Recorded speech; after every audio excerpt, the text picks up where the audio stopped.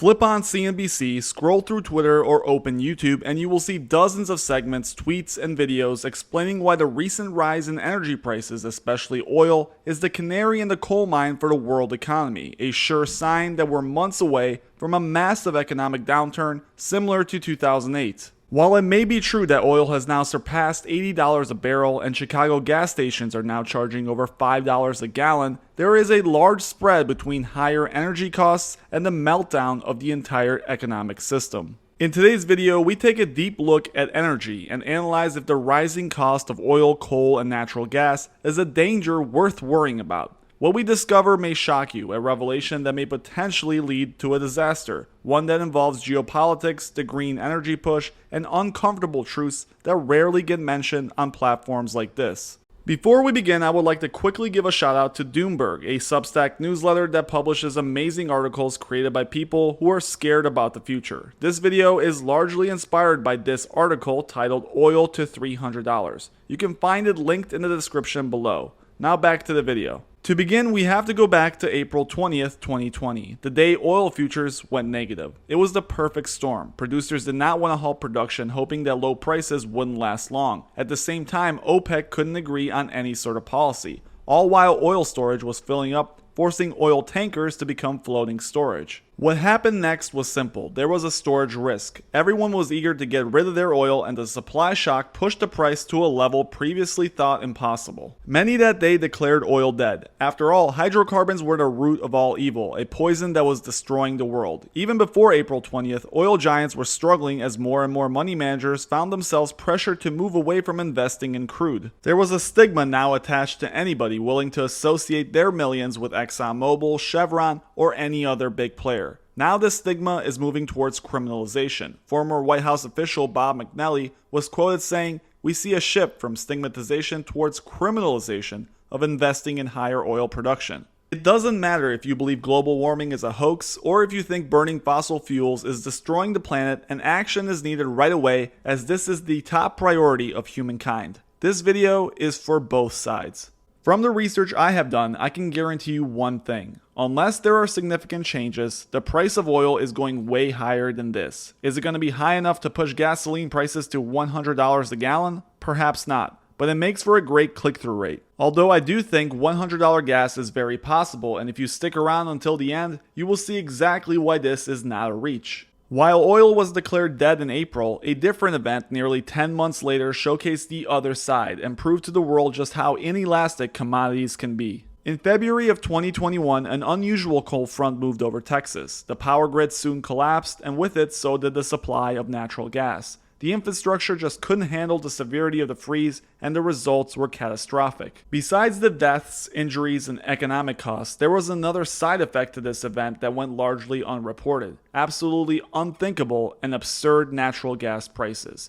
You see, gas is priced at places called trading hubs. Think of them as distribution centers. There are dozens of these throughout the United States, and this chart produced by the U.S. Energy Information Administration captures the situation that unfolded perfectly. Now, obviously, looking at these prices, the average person has no idea just how high they really are, as the average person has no reference to natural gas quotes. One problem with comparing quoted prices for different sources of energy is that they are not measured in the same unit. As an example, natural gas is measured in BTUs, or British thermal units. Oil, on the other hand, is priced per barrel, where a barrel is 42 gallons. And gasoline, the most known of the three, is priced in dollars per gallon. To help you understand these prices and just how crazy they got, let's level everything and convert it to barrels. You can check my math in the description below where I describe this conversion method. Remember, a barrel of oil right now is trading around $80. So going back to that chart, we can see the prices listed for each trading hub. Going down the line and converting each of these numbers gets us the following.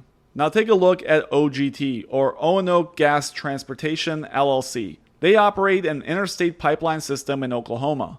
The price of natural gas there reached the equivalent of $6,919 per barrel. And no, that is not a typo. Now remember, a barrel today costs around $80. That means for a moment in time, natural gas was around 85 to 100 times more expensive than normal. Sure, this price faded back to more normal levels, but this event proved what is possible if supply gets constrained. I use this example so I can showcase something very important. Hydrocarbons are inelastic commodities. A shortage of them sends prices flying because they are literally unreplaceable yet needed. There are plenty of people who hate fossil fuels, and this hate may be well warranted, but right now as we stand, hydrocarbons are essential commodities. The world does not function without them.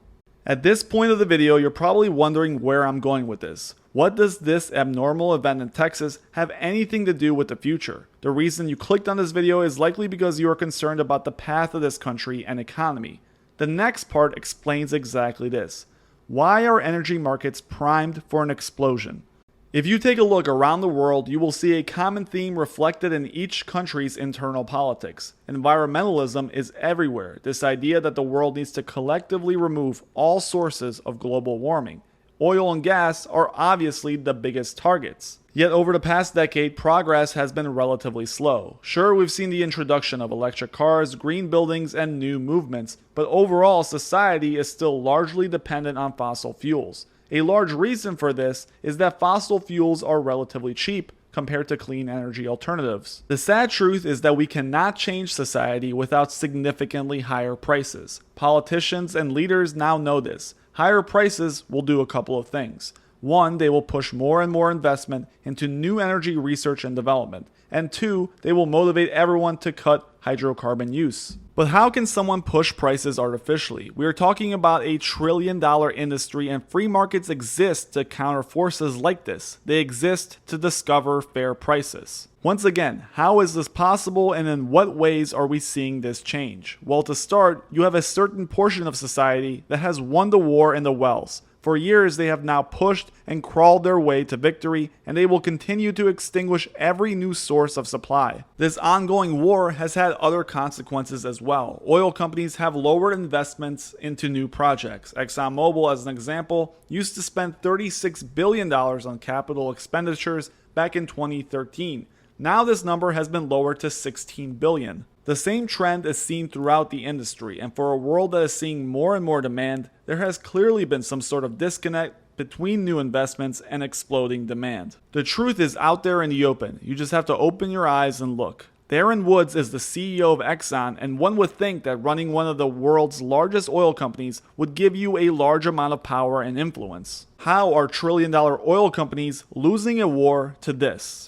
Well, they have people like Larry Fink on their side. Larry is the CEO and chairman of BlackRock, arguably the most influential bank in the world. BlackRock has around $9 trillion in assets under management and owns large pieces of oil companies around the world. In fact, they own about 5% of Exxon, which gives them the power to influence its board and therefore power to influence its decision making. Now, Larry Fink is no climate scientist. He has no specific expertise in environmental issues. According to his Wikipedia, he holds a bachelor's in political science and an MBA in real estate from the prestigious Kellogg School of Management. But as I will explain in just 1 second, Larry Fink is now essentially in charge of global oil policy. This one man has the power to change prices. He has made it clear over and over again that there will be less and less drilling. In a bizarre move, Larry and his team directly changed up the board and the corporate structure at Exxon. It's out there in writing. Here's the letter saying, quote, "As the world, ExxonMobil peers, and investors confront the climate emergency,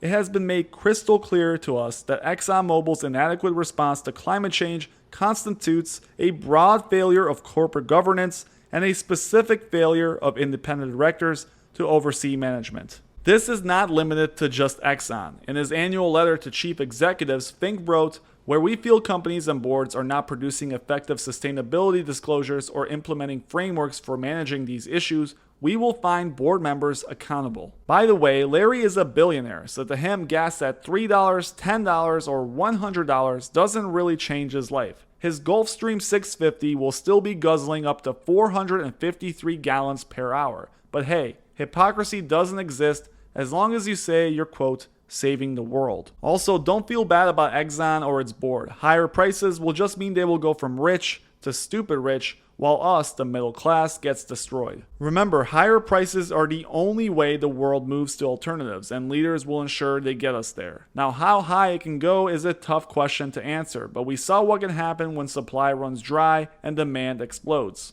The path to net zero is a rough one, and with increasing demand, a slowdown in supply, and the war on hydrocarbons exploding, we are about to face some volatile times ahead. Welcome to 2030, welcome to $100 gas, welcome to the new normal. If you enjoyed the video, please make sure you help the channel out by hitting that subscribe and like button. As always, thank you guys for watching, and please make sure you let me know what you think in the comments below.